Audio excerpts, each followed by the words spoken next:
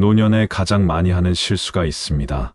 그것은 믿기 때문에 맡긴다가 아니라 모르기 때문에 넘긴다는 것입니다. 자식에게 돈을 맡기면 왜 위험해지는가? 오늘은 그 구조를 정확하게 설명드리겠습니다. 많은 분들이 자식을 믿고 통장을 맡깁니다. 하지만 그 순간부터 노후 파산의 위험이 시작됩니다. 가족이기 때문에 안전하다는 생각은 착각입니다. 오히려 가족이기 때문에 더 위험할 수 있습니다. 오늘 이 영상에서는 노후 자금을 지키는 정확한 방법을 알려드리겠습니다. 구독과 좋아요 부탁드립니다. 많은 부모들이 나이가 들면서 자식에게 재정 관리를 맡깁니다. 통장을 넘기고 비밀번호를 알려주고 금융거래를 대신 맡깁니다. 그 이유는 간단합니다. 자식을 믿기 때문입니다. 하지만 여기에는 세 가지 큰 위험이 숨어 있습니다. 첫 번째는 심리적 요인입니다. 부모는 자식에게 과잉 신뢰 편향을 가지고 있습니다. 가족이라는 이유만으로 객관적 판단이 사라집니다. 감정이 재정 결정을 대체하게 됩니다. 자식은 나를 배신하지 않을 것이라는 믿음이 모든 판단을 휘게 만듭니다. 하지만 현실은 다릅니다. 자식도 경제적 압박을 받고 있습니다. 주택 대출, 양육비, 생활비 등으로 늘 돈이 부족합니다. 그런 상황에서 부모의 통장을 관리하게 되면 유혹이 생깁니다. 잠깐만 쓰고 나중에 갚으면 되지 않을까? 이런 생각이 반복되면서 부모의 노후 자금이 조금씩 사라집니다. 그리고 경제적 권한을 넘긴 뒤에는 문제를 바로잡기가 매우 어렵습니다.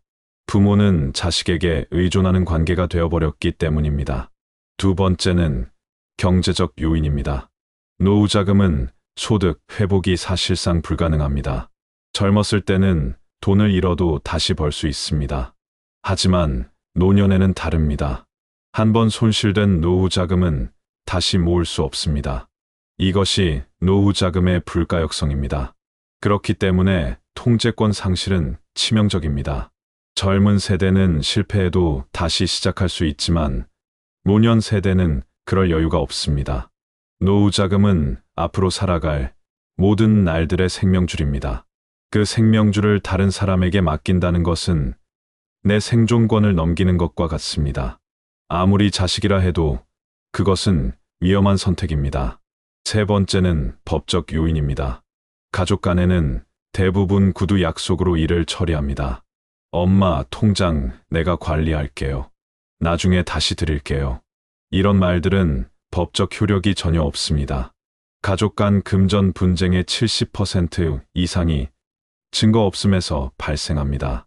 나중에 문제가 생겨도 증명할 방법이 없습니다. 상속과 증여에 대한 오해도 생깁니다. 부모가 생전에 자식에게 돈을 준 것인지 빌려준 것인지 명확하지 않으면 나중에 형제자매 간 갈등으로 확대됩니다. 한 자식에게만 돈을 맡겼는데 다른 자식들은 그것을 상속의 일부로 생각할 수도 있습니다. 이런 오해들이 쌓이면 가족 관계가 무너집니다. 그런데 여기서 의문이 생깁니다.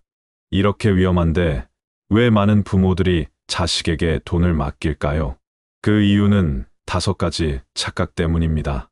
첫 번째 착각은 가족이니 믿어도 된다는 생각입니다. 많은 부모들이 이렇게 말합니다. 우리 자식은 절대 그런 일 없어. 하지만 통계는 다른 이야기를 합니다. 실제로 가족 간 재정 사건이 타인보다 더 많이 발생합니다. 왜 그럴까요? 가족이기 때문에 오히려 경계가 느슨해지기 때문입니다. 타인에게는 절대 맡기지 않을 비밀번호를 가족에게는 쉽게 알려줍니다. 타인에게는 반드시 영수증을 받지만 가족에게는 구두로만 약속합니다. 이런 허술함이 나중에 큰 문제가 됩니다. 두 번째 착각은 자식이 알아서 잘 굴려줄 것이라는 기대입니다. 부모들은 자식 세대가 금융에 대해 더 잘 안다고 생각합니다. 인터넷도 잘 쓰고 은행 업무도 빠르게 처리합니다. 그래서 자식에게 맡기면 더 좋은 결과가 나올 거라고 믿습니다. 하지만 현실은 다릅니다. 자식 세대도 경제적 압박이 심합니다. 주택 대출이자, 아이 교육비, 생활비 등으로 늘 돈이 부족합니다.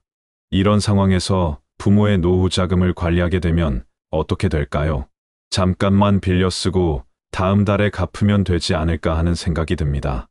한번 그렇게 시작하면 점점 금액이 커집니다. 나중에는 갚을 수 없는 상황까지 가게 됩니다. 그리고 부모에게 차마 말하지 못합니다. 이렇게 노후 자금이 조용히 사라집니다. 세 번째 착각은 내가 관리하는 것보다 훨씬 잘할 것이라는 믿음입니다. 많은 노년층이 금융에 대한 자신감이 없습니다. 인터넷 뱅킹도 어렵고 스마트폰 조작도 불편합니다. 그래서 자식에게 맡기는 것이 더 안전하다고 생각합니다. 하지만 이것은 착각입니다. 금융 문해력은 세대 차이가 아니라 학습 여부의 차이입니다. 배우면 누구나 할 수 있습니다. 오히려 본인이 직접 관리할 때 가장 안전합니다. 자신의 돈을 가장 아끼는 사람은 자기 자신이기 때문입니다. 네 번째 착각은 문제 생기면 말하면 된다는 생각입니다. 부모들은 이렇게 생각합니다. 혹시 문제가 생기면 그때 가서 자식에게 말하면 되지 않을까. 하지만 현실은 그렇게 쉽지 않습니다. 부모가 한번 권한을 넘기면 관계 구조가 바뀝니다. 자식에게 의존하는 관계로 재편되어 버립니다. 그러면 부모는 자식 눈치를 보게 됩니다. 혹시 내가 말하면 자식이 기분 나빠하지 않을까? 혹시 내가 의심한다고 생각하지 않을까? 이런 걱정 때문에 문제를 발견해도 말하지 못합니다. 그렇게 시간이 지나면서 상황은 더 악화됩니다. 다섯 번째 착각은 우리 집에선 그런 일 절대 없다는 확신입니다. 이것이 가장 위험한 착각입니다. 절대 없다고 말하는 가정에서 가장 많이 문제가 발생합니다. 왜 그럴까요? 경계심이 전혀 없기 때문입니다. 모든 금융사고는 방심에서 시작됩니다. 설마 우리 집에서 그럴 리가 없다는 생각이 모든 안전장치를 무너뜨립니다. 그렇다면 노후 자금을 지키기 위해서는 어떤 원칙이 필요할까요? 첫 번째 원칙은 통제권은 절대 넘기지 않는다입니다. 이것이 가장 중요한 원칙입니다. 통장은 반드시 본인 명의로 유지해야 합니다. 공인인증서, 휴대전화 비밀번호, 카드 비밀번호 등 모든 금융정보는 본인만 알고 있어야 합니다. 자식이라도 절대 공유하지 마십시오. 많은 분들이 이렇게 말합니다. 우리 자식인데 비밀번호 정도야. 하지만 그 비밀번호가 모든 문제의 시작입니다. 비밀번호를 알려주는 순간 통제권이 넘어갑니다. 자식이 언제든지 돈을 인출할 수 있게 됩니다. 처음에는 부모에게 물어보고 인출하겠지만 시간이 지나면 그냥 쓰게 됩니다. 급한 일이 생겼는데 부모에게 연락이 안 되면 일단 쓰고 나중에 말하면 되지 하는 생각이 듭니다. 이렇게 경계가 무너집니다. 두 번째 원칙은 현금, 흐름, 기록을 항상 본인이 확인한다입니다. 매달 한 번은 반드시 통장 거래, 내역을 확인해야 합니다. 어디서 돈이 나갔는지, 어디로 돈이 들어왔는지 꼼꼼하게 체크해야 합니다. 자동이체 항목도 주기적으로 검토해야 합니다. 모르는 사이에 필요 없는 서비스에 돈이 빠져나갈 수 있습니다. 보험료도 확인해야 합니다. 이미 만기가 된 보험인데 계속 납부하고 있는 경우도 있습니다. 계좌 이동 내역도 살펴봐야 합니다. 갑자기 큰 금액이 이동했다면 반드시 이유를 확인해야 합니다. 이런 확인 작업을 매달 하면 문제가 생겨도 빨리 발견할 수 있습니다. 재정 체크리스트를 만들어서 사용하면 더 편리합니다. 통장 잔액 확인, 자동이체 항목 확인, 보험료 납부 확인, 카드 사용, 내역 확인 등을 목록으로 만들어 두고 매달 체크하십시오. 세 번째 원칙은 돈을 맡길 땐 역할 분담만 가능하다입니다. 자식에게 투자 조언을 구할 수는 있습니다. 어떤 상품이 좋은지 정보를 제공받을 수도 있습니다. 하지만 권한, 처리, 인출은 반드시 본인이 해야 합니다. 예를 들어 보겠습니다. 자식이 좋은 적금 상품을 추천했다고 칩시다. 그러면 자식에게 정보만 받고 가입은 본인이 직접 해야 합니다. 자식 이름으로 가입하거나 자식에게 돈을 넘겨서 가입하게 해서는 안 됩니다. 또 다른 예를 들어보겠습니다. 병원비를 내야 하는데 은행 가기가 불편하다고 칩시다. 그래도 인출은 본인이 해야 합니다. 자식에게 카드를 맡기거나 비밀번호를 알려주어서는 안 됩니다. 불편하더라도 본인이 직접 은행에 가거나 인터넷 뱅킹으로 처리해야 합니다. 이것이 불편해 보일 수 있지만 가장 안전한 방법입니다. 네 번째 원칙은 부모 재산과 자식 재산은 분리 원칙을 지킨다입니다. 이것은 매우 중요한 원칙입니다. 내 돈은 내 노후를 위한 것입니다. 자식을 위한 것이 아닙니다. 자식 지원은 도움이지 책임이 아닙니다. 많은 부모들이 이 경계를 흐립니다. 자식이 집을 사려고 하면 내 노후 자금을 내줍니다. 자식이 사업을 하려고 하면 내 예금을 깨줍니다. 그리고 나중에 돌려받지 못합니다. 자식도 사정이 어려워서 갚지 못하고 부모도 차마 재촉하지 못합니다. 그렇게 노후 자금이 사라집니다. 증여나 지원을 할 때는 반드시 서면으로 기록해야 합니다. 언제 얼마를 주었는지, 그것이 증여인지 빌려준 것인지 명확하게 적어야 합니다. 나중에 형제자매 간 상속 분쟁을 막기 위해서라도 기록은 필수입니다. 하지만 이런 원칙만으로는 부족합니다. 정말 중요한 것은 구조를 바꾸는 것입니다. 첫 번째는 3계좌 재정 구조입니다. 노후 자금을 한 통장에 다 넣어두면 관리가 어렵습니다. 그래서 3개의 계좌로 나누어야 합니다. 첫 번째 계좌는 생활비 계좌입니다. 매달 필요한 생활비만 이 계좌에 넣어둡니다. 식비, 공과금, 병원비 등 고정 지출이 이 계좌에서 나갑니다. 이 계좌는 금액이 크지 않으므로 혹시 문제가 생겨도 피해가 적습니다. 두 번째 계좌는 비상금 계좌입니다. 갑자기 큰 병원비가 필요하거나 집 수리비가 필요할 때 사용하는 계좌입니다. 대략 생활비의 6개월에서 1년치 정도를 넣어둡니다. 이 계좌는 평소에는 절대 건드리지 않습니다. 세 번째 계좌는 투자 및 여유, 자금 계좌입니다. 정기 예금이나 적금, 안전한 투자 상품 등에 넣어두는 돈입니다. 이 돈은 당장 쓸 일이 없으므로 장기로 묶어둘 수 있습니다. 이렇게 3계좌로 분리하면 과도한 인출을 방지할 수 있습니다. 생활비 계좌에는 큰 돈이 없으므로 한 번에 많은 돈을 잃을 위험이 줄어듭니다. 두 번째는 가족 간 금전 흐름 투명화 시스템입니다. 가족에게 금전을 지원할 때는 반드시 계약서 형식으로 기록해야 합니다.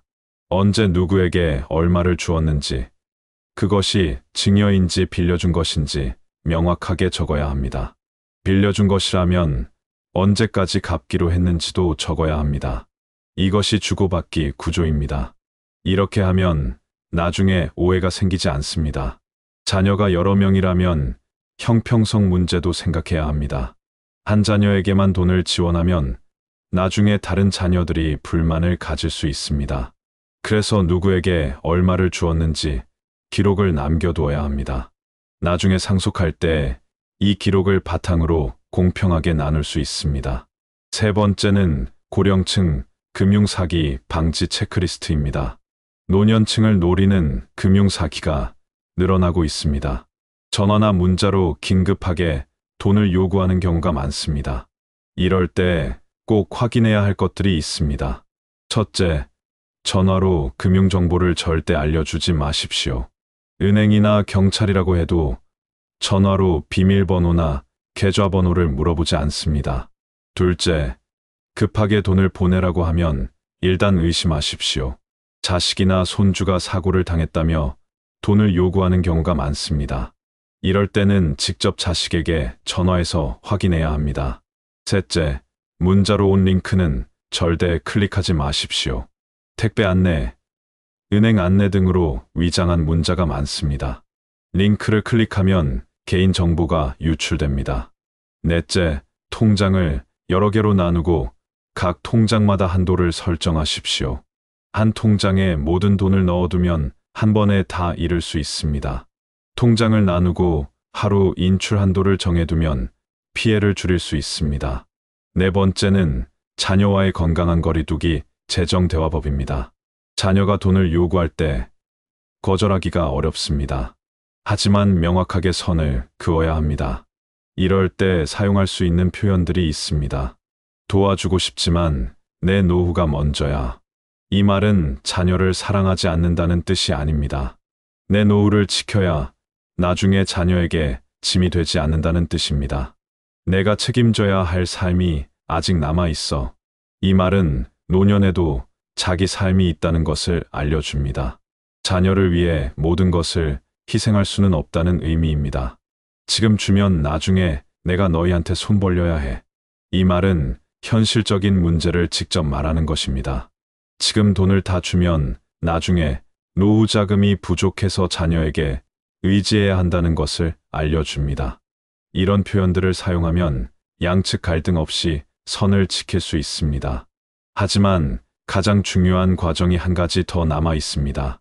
바로 심리적 독립을 세우는 일입니다. 노후의 재정 위험은 돈의 부족이 아니라 돈의 주인이 내가 아니게 될 때 발생합니다. 많은 분들이 착각합니다. 노후 파산은 돈이 없어서 생긴다고 생각합니다. 하지만 실제로는 돈의 통제권을 잃어서 생깁니다. 통장에 돈이 있어도 내가 마음대로 쓸 수 없다면 그것은 내 돈이 아닙니다. 자식이 관리하고 있어서 쓰려면 자식에게 물어봐야 한다면 그것은 이미 내 돈이 아닙니다. 부모가 자식에게 기대기 시작하는 순간 스스로의 경제적 힘이 약해집니다. 자식에게 의존하는 관계가 되면 부모는 점점 작아집니다. 내 의견을 말하지 못하고 자식 눈치를 보게 됩니다. 내 돈인데도 쓰려면 허락을 받아야 하는 상황이 됩니다. 이것은 경제적 문제이면서 동시에 심리적 문제입니다. 건강한 노년은 경제적 자립과 감정적 자립에서 출발합니다. 경제적 자립이란 내 돈을 내가 관리하는 것입니다. 누구에게도 의존하지 않고 스스로 결정하는 것입니다. 감정적 자립이란 자식에게 미안해하지 않는 것입니다. 내 노후 자금을 지키는 것이 자식에게 미안한 일이 아닙니다. 오히려 당연한 일입니다. 많은 부모들이 자식에게 미안해합니다. 도와주지 못해서 미안하고 돈을 주지 못해서 미안합니다. 하지만 이것은 잘못된 생각입니다. 부모는 자식을 키우고 교육시키고 결혼시키는 것으로 이미 충분히 역할을 다했습니다. 노후 자금까지 자식에게 줄 의무는 없습니다. 자식도 이것을 이해해야 합니다. 부모의 노후 자금은 부모의 것입니다. 자식이 기대할 권리가 없습니다. 이 경계가 명확해야 건강한 관계가 유지됩니다. 실제로 경제적으로 독립된 부모와 자식의 관계가 더 좋습니다. 왜 그럴까요? 서로 의존하지 않기 때문입니다. 부모는 자식에게 손 벌리지 않아도 되고 자식은 부모를 부양할 부담이 없습니다. 이렇게 되면 만날 때 더 편안합니다. 금전적인 문제가 없으니 순수하게 가족으로만 만날 수 있습니다. 반대로 경제적으로 얽혀 있으면 관계가 틀어집니다. 부모는 자식에게 미안하고 자식은 부모가 부담스럽습니다. 만날 때마다 돈 이야기가 나오고 서로 불편해집니다. 그래서 경제적 독립이 중요합니다. 그렇다면 구체적으로 어떻게 해야 할까요? 첫째, 노후 자금은 절대 자식 명의로 옮기지 마십시오. 증여세를 아끼려고 미리 자식 명의로 재산을 옮기는 분들이 있습니다. 하지만 이것은 매우 위험합니다. 일단 명의가 넘어가면 법적으로 자식 재산이 됩니다. 나중에 돌려받을 수 없습니다. 둘째, 자식에게 돈을 빌려줄 때는 반드시 차용증을 쓰십시오. 가족끼리 그런 것까지 하느냐고 생각할 수 있습니다. 하지만 이것이 나중에 가족을 지킵니다. 차용증이 있으면 언제 얼마를 빌려주었는지 명확합니다. 다른 자녀들도 이것을 보고 이해할 수 있습니다. 셋째, 정기적으로 재정 상태를 점검하십시오. 매달 통장을 확인하고 지출 내역을 체크하십시오. 이상한 점이 있으면 바로 확인하십시오. 작은 문제를 빨리 발견하면 큰 문제로 커지지 않습니다. 넷째, 금융교육을 받으십시오. 나이가 들었다고 배울 수 없는 것은 아닙니다. 은행에서 노년층을 위한 금융교육을 많이 합니다. 인터넷 뱅킹 사용법, 금융사기 예방법 등을 배울 수 있습니다. 배우면 자신감이 생깁니다. 자신감이 생기면 더 이상 자식에게 의존하지 않아도 됩니다. 다섯째, 노후 계획을 구체적으로 세우십시오. 앞으로 얼마나 살 것인지, 매달 얼마가 필요한지 계산하십시오. 병원비, 요양비 등 예상 지출도 계산하십시오. 이렇게 계획을 세우면 자식에게 줄 여유가 있는지 없는지 명확해집니다. 여유가 없다면 당당하게 거절할 수 있습니다. 여유가 있다면 그때 도와주면 됩니다. 노후는 준비하는 사람의 것입니다. 아무 준비 없이 자식에게 의존하면 불안한 노년을 보내게 됩니다. 하지만 스스로 준비하고 관리하면 당당하고 편안한 노년을 보낼 수 있습니다. 노년의 가장 위험한 선택은 돈을 잃는 것이 아니라 돈의 주도권을 잃는 순간입니다. 자식에게 맡기는 것이 사랑이 아닙니다. 내 돈을 내가 책임지는 것이 오히려 자식과 관계를 지키는 가장 단단한 길입니다. 오늘 말씀드린 4가지 원칙을 기억하십시오. 통제권은 절대 넘기지 않는다. 현금 흐름 기록을 항상 본인이 확인한다. 돈을 맡길 땐 역할 분담만 가능하다. 부모 재산과 자식 재산은 분리 원칙을 지킨다. 이 원칙들을 지키면 노후 파산을 막을 수 있습니다. 여러분의 노후는 여러분이 지켜야 합니다. 자식이 지켜주는 것이 아닙니다. 당당하게 내 돈을 지키십시오. 그것이 진짜 자식을 사랑하는 방법입니다. 구독과 좋아요 부탁드립니다. 감사합니다.